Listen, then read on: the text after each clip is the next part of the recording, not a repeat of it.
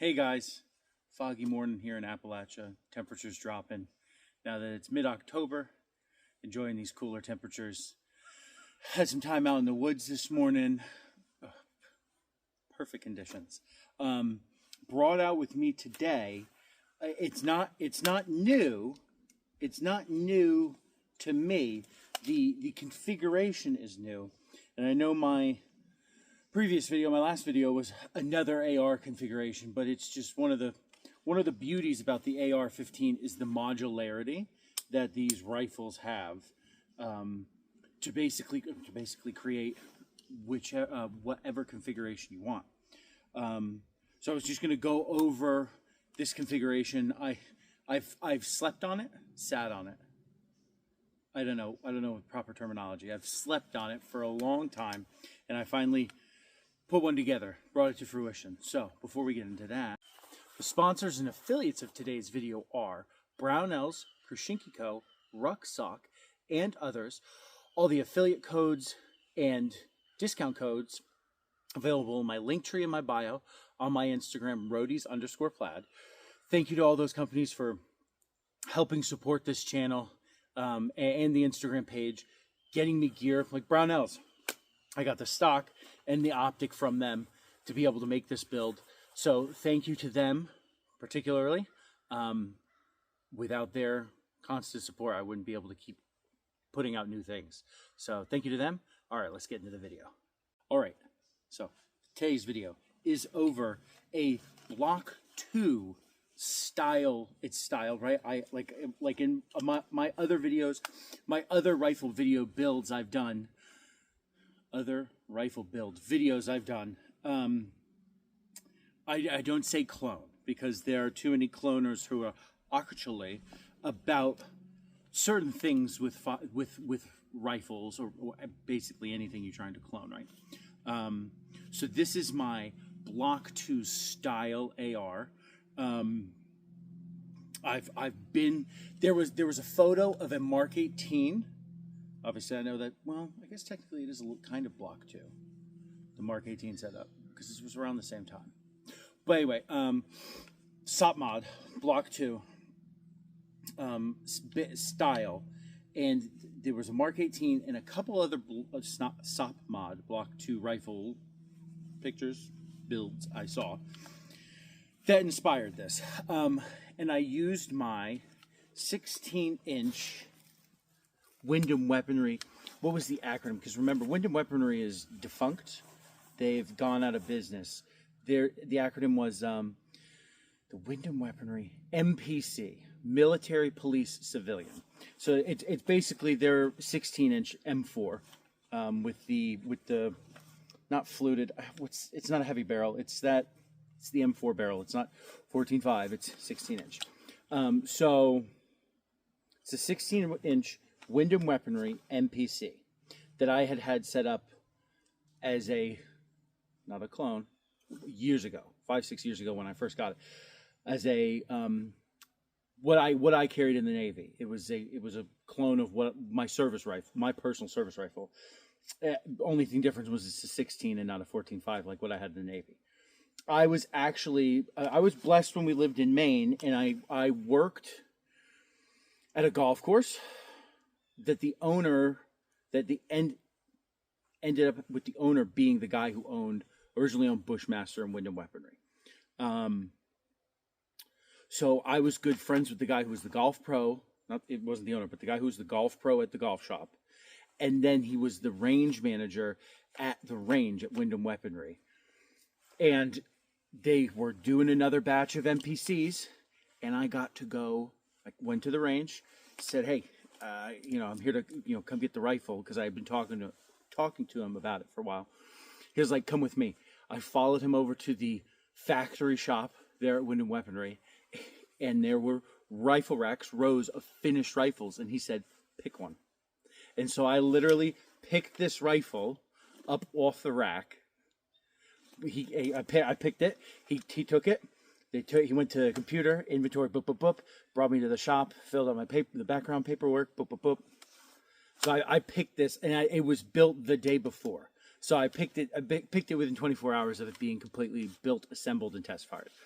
So this 16-inch, and you go back years on my videos on my YouTube, you'll see I've had this 16-inch for years.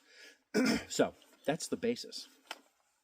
B5 SOPMOD stock. Got that from Brownells. You know, it's these SOPMOD stocks are something else. So look, when I painted it, can you see that? I have so much fucking paint on this rifle. Like this is the set position I wanted the stock right here. So much paint. There we go. This is the set position I wanted the stock. So that's just where I painted it. What I legitimately have to do is pull that back and scrape some of that paint off before I want to paint it the same color, just because there's so many layers of paint. B5 SOPMOD stock, A2 grip. I've normally rocked an A1 grip on this rifle, but I put an A2 grip on it for the Block II aesthetics. Obviously it's not permanent.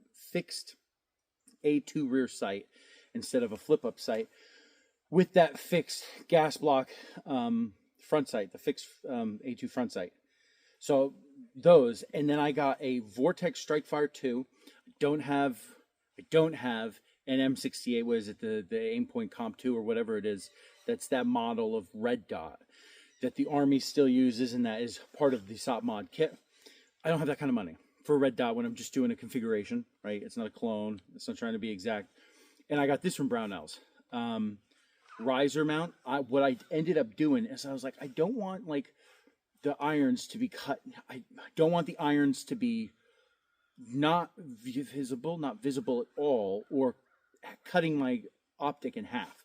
So I got an absolute co-witness riser. So when the red dot is on and it's zeroed, the irons are zeroed and the red dot is zeroed for 50 yards, and they are zeroed. So when the red dot is on, it is zeroed and lined up with the irons. So whether I'm running the red dot or not, I always have a reticle. I always have something to aim. I have the iron sights. So I put that on the absolute co-witness high riser. That's just the way I want to do it. And then this is that Streamlight Protac that I had on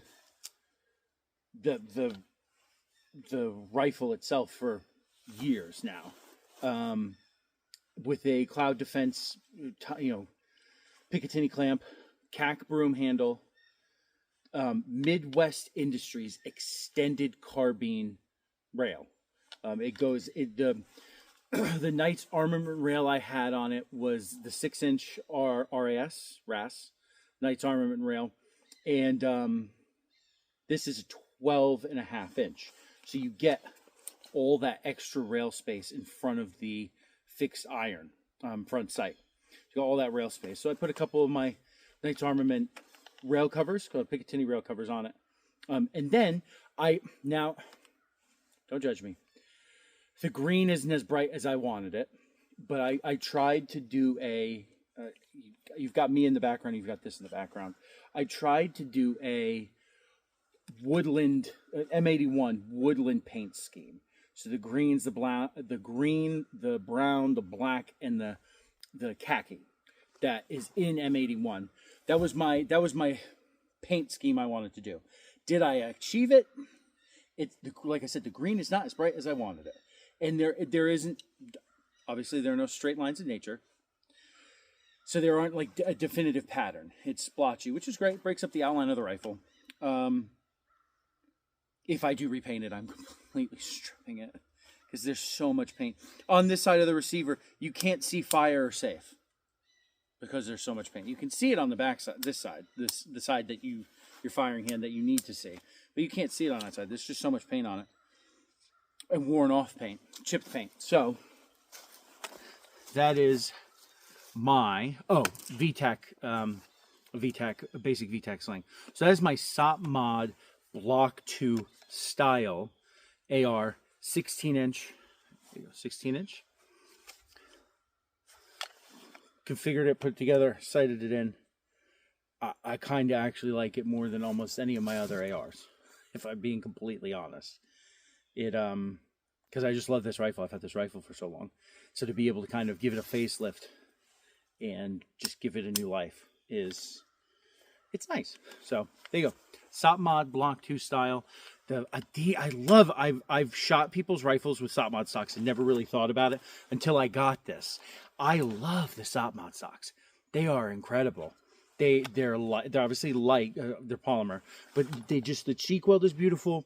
They sit in your shoulder nice. They look big and chunky, but they are not. They don't get in the way. Yeah. So there you go. Do a Block II, something like that, or Mark 18, because this style, it's timeless, it's classic, and it's fucking functional. Tools. That's what these are. This is a fucking tool. So there you go. All right. Thank you guys for watching.